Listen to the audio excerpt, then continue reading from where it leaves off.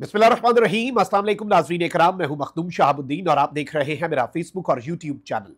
उम्मीद करता हूं आप सब लोग बखैर वाफियत होंगे और जहां भी होंगे अपने अहले खाना समेत खुश भी होंगे और महफूज भी। नाज़रीन इकराम, आज 4 दिसंबर 2024 बुध के दिन सूरत हाल यकसर तब्दील हो चुकी है और नून लीग की चोरी बेनकाब हुई है, नून लीग की वारदात बेनकाब हुई है और अब बाज़ाब्ता तौर पर खेल जो है इनका पूरा पकड़ा गया है। एस्टैब्लिशमेंट ने इस वक्त नून लीग पर जवाबी वार करने का फैसला किया है और नून लीग को अभी तक बाज़ाब्ता तौर पर अगर हम कहें कि एस्टैब्लिशमेंट की तरफ से पहला बड़ा सरप्राइज मिल चुका है तो यह कहना गलत नहीं होगा, क्योंकि इस सब के अंदर नून लीग पर इस मर्तबा जो इल्जाम लगा है कि किस तरह से नून लीग अपनी सियासत के लिए पाकिस्तान की मुक्तदरा को बली का बकरा बनाने पर तुली हुई है और नून लीग ने एक पूरा नेटवर्क तैयार कर लिया हुआ है। यह इस वक्त एक ऐसी खबर है जो कि मुकम्मल तौर पे आप ये बात कर सकते हैं और बड़े वसूख के साथ कर सकते हैं कि एक जानिब तो पाकिस्तान तहरीक इंसाफ के लिए गेम चेंजर है, तो वहीं दूसरी जानिब नून लीग की सियासत का यह जनाजा है। इस हवाले से डिटेल्स आपके सामने रखता हूं। साथ ही साथ शहर इक़्तिदार में कुछ बड़े इस्तीफे चल रहे हैं, बड़े इस्तीफों की गूंज है, वो कहानी क्या है वो भी आपके सामने रखनी है।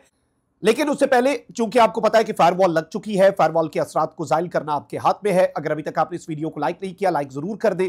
आपके लाइक्स, कमेंट्स और साथ ही साथ चैनल को सब्सक्राइब करना ये बहुत इंपॉर्टेंट है हमारे लिए।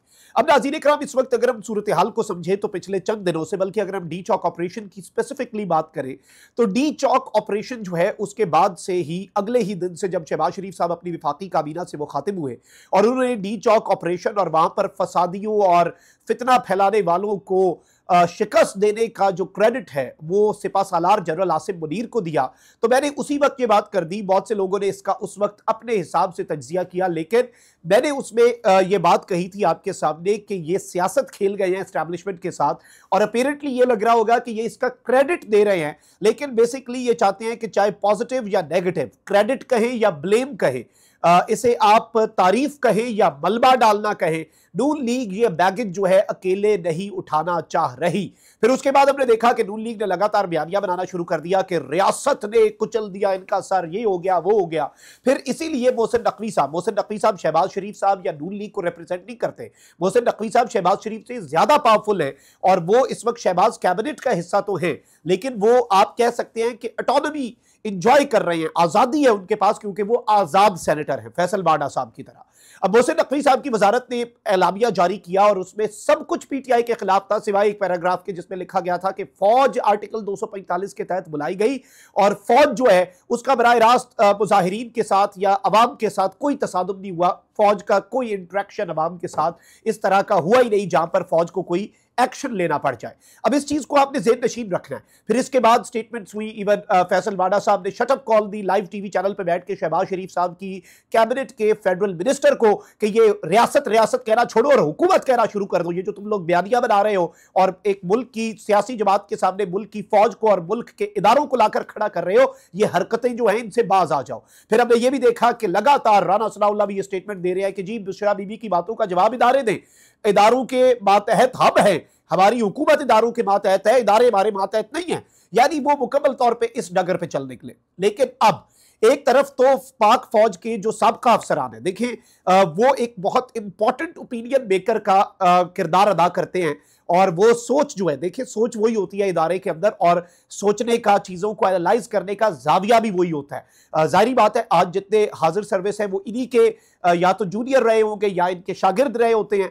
और जिस तरह से हमने जनरल खालिद नईम लोधी साहब जो हैं उनकी स्टेटमेंट सुनी जिसमें वो कह रहे हैं कि ये मलबा सारा डाल रहे हैं फौज के ऊपर और डीजी आईएसपीआर जो है उन्हें आकर प्रेस कॉन्फ्रेंस करनी चाहिए। लेकिन अब जो ब्रिगेडियर साहब हैं, ब्रिगेडियर अशफाक हसन साहब, ये रिटायर्ड है और इन्होंने जो भांडा फोड़ा है नून लीग का, नून लीग इससे ज्यादा बेनकाब नहीं हो सकती और ये चशम कुशा हकाइक हैं जो पूरा मंजरनामा बदल सकते हैं। एक तरफ असद कैसर साहब ने भी कल कहा कि पीटीआई इदारों का और अवाम का टकराव नहीं चाहती, पीटीआई कतन इस मुद्दे के ऊपर नहीं आना चाहती और पीटीआई कभी ये करेगी भी नहीं, मस्बत स्टेटमेंट दी।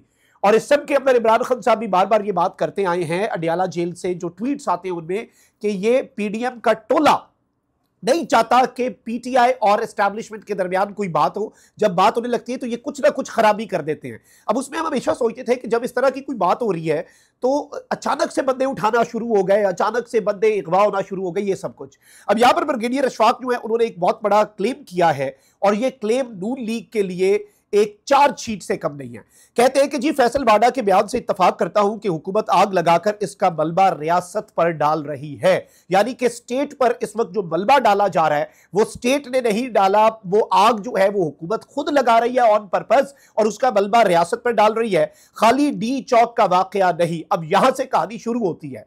खाली डी चौक का वाकया नहीं बल्कि हुकूमत ने बहुत से काले वीगो डाले खरीद कर इनको लोगों के खिलाफ इस्तेमाल करने पर लगाया हुआ है और नाम एस्टैब्लिशमेंट का लग रहा है। यानी हुकूमत ने काले वीगो डाले खरीद लिए ताकि तासुर ये जाए कि एजेंसियों ने उठा लिया, एस्टैब्लिशमेंट ने उठा लिया। और ये काम इस वक्त कौन कर रहा है? पीटीआई नहीं कर रही। ये काम इस वक्त कौन कर रहा है? ये काम इस वक्त शहबाज शरीफ की हुकूमत कर रही है, नून लीग कर रही है।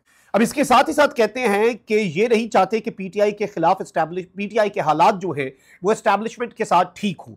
यानी कि अब बाज़ाब्ता तौर पर फौज के जो साबका अफसरान हैं और जो एक ओपिनियन मेकर की हैसियत रखते हैं, जो एक तज्जियाकार की हैसियत रखते हैं, जिन्हें लोग सुनते हैं और जिनकी बात को अहमियत दी जाती है, वेट दिया जाता है, वजन दिया जाता है, उनकी तरफ से यह बताया गया है कि जी वो लोग कह रहे हैं कि इस वक्त हुकूमत नहीं चाहती कि पीटीआई के हालात एस्टैब्लिशमेंट के साथ ठीक हो।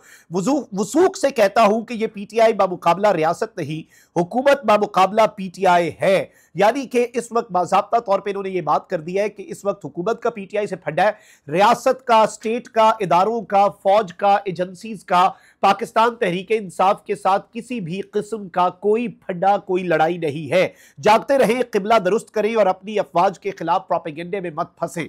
यानी this is a clear message from the institutions.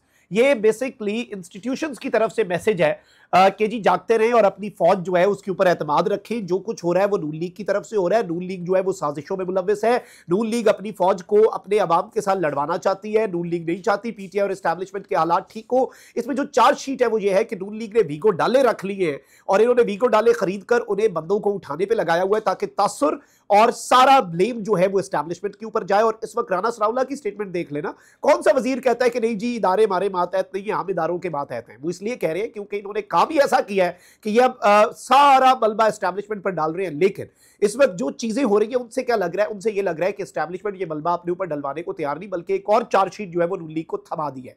और इस सब के अंदर पाकिस्तान तहरीक इंसाफ अब इस सिचुएशन को आराम से बैठ के देखे, ऑब्जर्व करे और सुकून से देखे। बस इसमें कुछ ज्यादा करने की जरूरत नहीं है इस वक्त। बस आप नून लीग जो है उसके काम देखें और क्या उनके साथ होता है वो देखें। अच्छा भाई, दूसरी जाने मैंने जो आपको इस्तीफों का बताया, तो इमरान खान साहब जो है वो टीम के अंदर कुछ तब्दीली कर रहे हैं। जुडिशल कमीशन के अंदर पीटीआई के 2 लोग हैं और उन दोनों लोगों से इमरान खान साहब ने इस्तीफा ले लिया, उमर अयूब साहब ने भी इस्तीफा दे दिया, शिबली फराज साहब ने भी इस्तीफा दे दिया।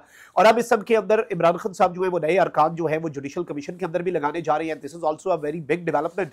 और इसकी वजह क्या हो सकती है ये इमरान खान साहब बेहतर समझे, लेकिन कैप्टन जब फील्डिंग तब्दील करता है तो ये याद रखेगा इतने क्रूशल टाइम पर, इतने सेंसिटिव टाइम के ऊपर कैप्टन की तरफ से फील्डिंग तब्दील किया जाना ये कोई छोटा इकदाम नहीं होता, ये एक बहुत बड़ा इकदाम होता है। और ऐसे इकदाम जो है उनकी अहमियत बहुत ज्यादा होती है। तो इमरान खान साहब ने इन्हें तब्दील, लेकिन अच्छी बात यह है कि इन्होंने खुद ही इस्तीफा दे दिया। इमरान खान साहब ने कहा कि मैं आपको इस टीम से निकाल रहा हूं। अब जब इस्तीफा दे दिया है तो स्पीकर अब नए नाम मांगेंगे और पाकिस्तान तहरीक इंसाफ जो है वो नए नाम इमरान खान साहब की मंजूरी से जुडिशल कमीशन, जिसने आईनी बेंच बनाना होता है, बाकी चीजें करनी होती है, खान साहब को वैसे चाहिए कि इसके अंदर जारेहाना मिजाज लोग डालें, क्योंकि ये बेसिकली बड़े जैसे टेक्निकल सियासतदान है ना।